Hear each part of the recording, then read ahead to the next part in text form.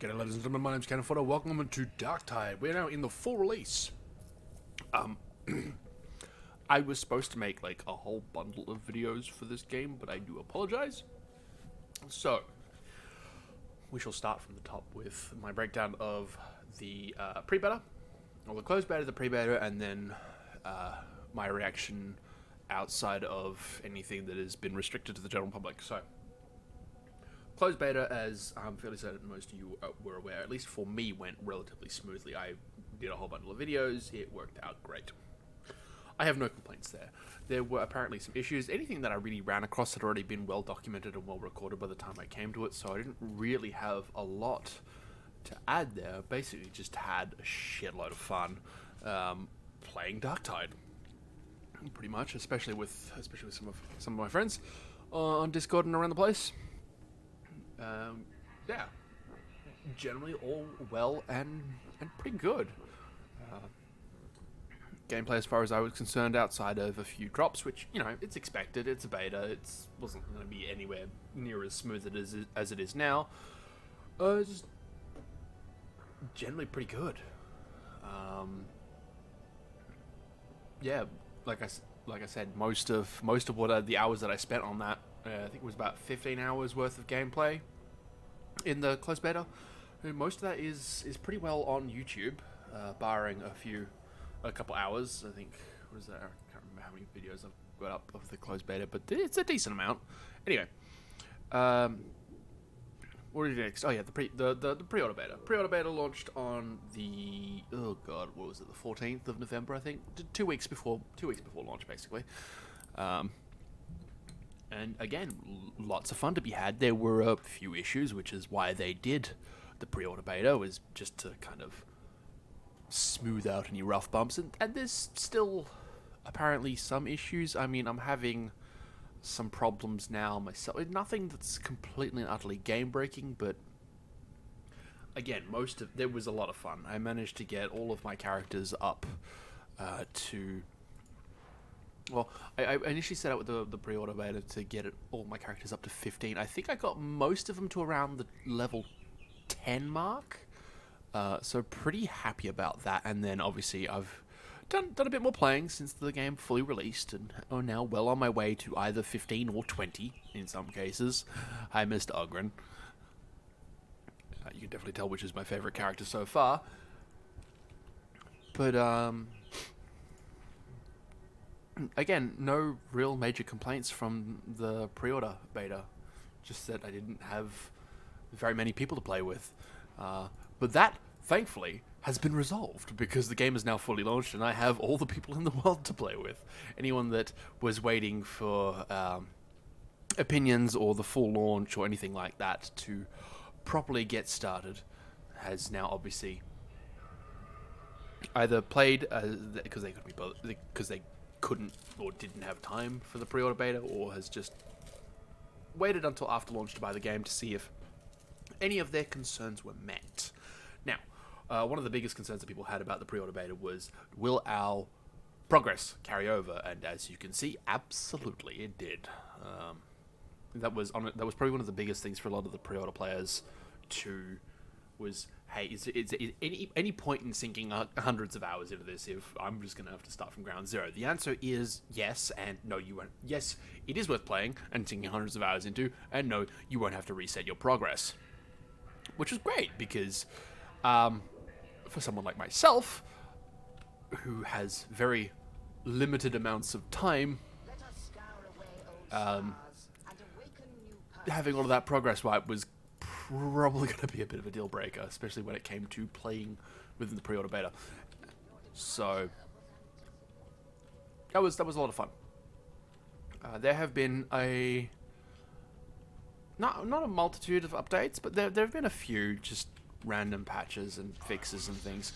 There are a few things still missing from the full and completed game, which some people might decide is the sticking point, as it were.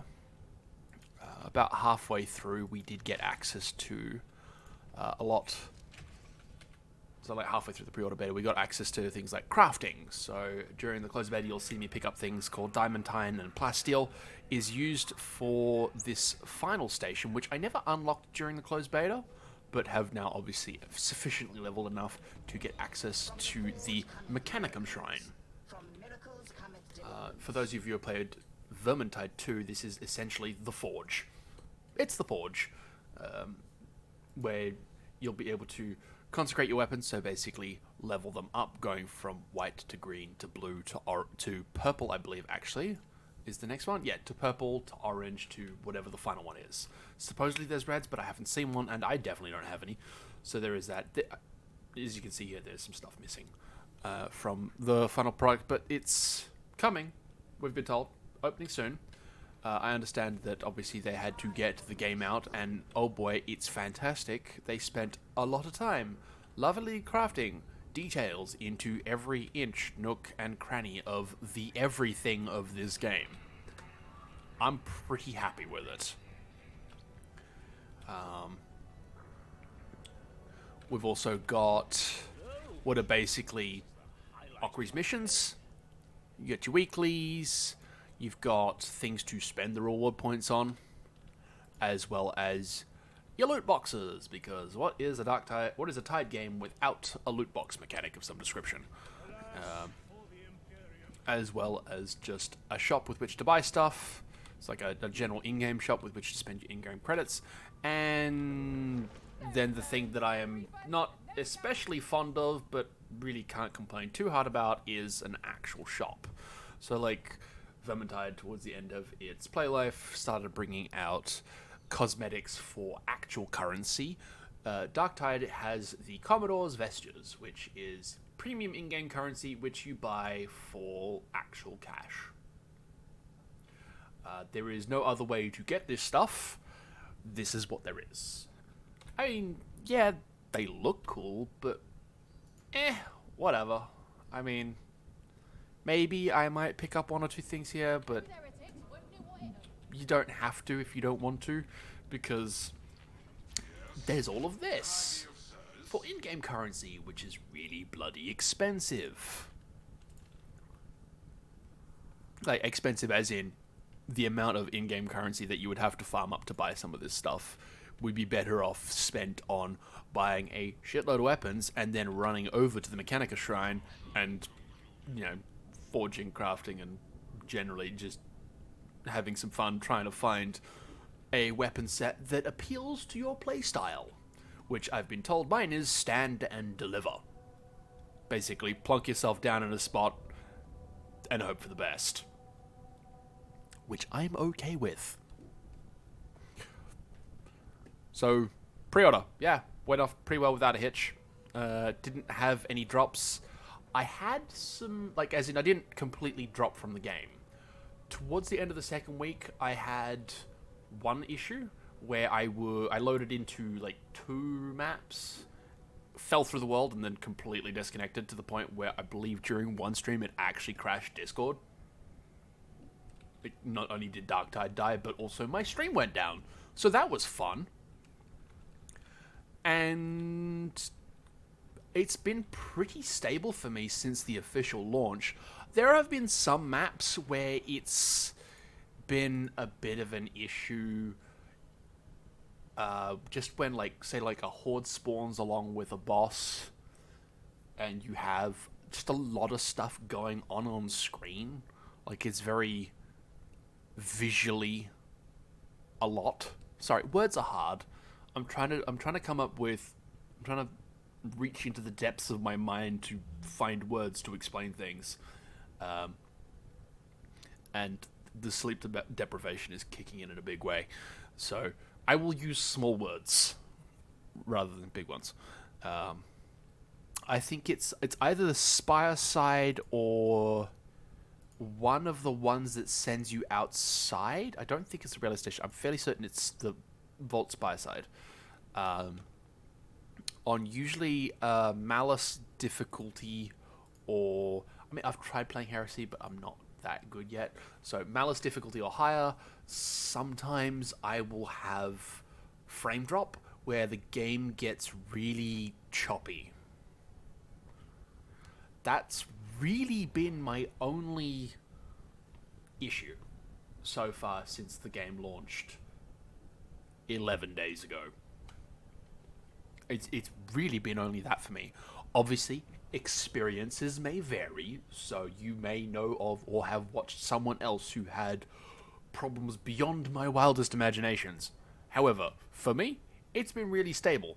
Whether that's because of my rig, which is not the be-all and end-all. Like, I'm not running the latest and greatest thing. I'm running something that I bought like 3 years ago. There are videos on this channel of the computer that I built, and all the issues that I had putting it together because I didn't read labels or descriptions. Whoops.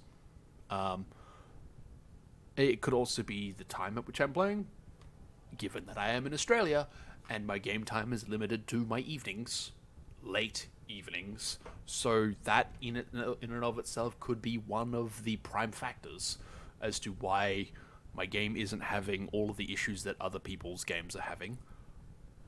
Be that said, I like it. It's been fun.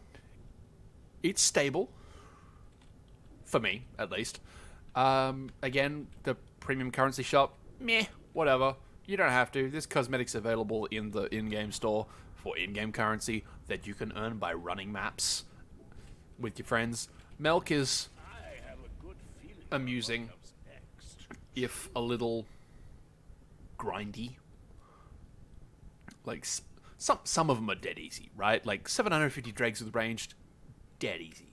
Because dregs are obviously everywhere, and it's all about the ranged combat with Darktide. Unless they come up really, really close. Grimoires, not every map is going to have grimoires. That was the big thing I noticed. In fact, I'm going to run off on a tangent here, because I can. Let's run back all the way over to our missions.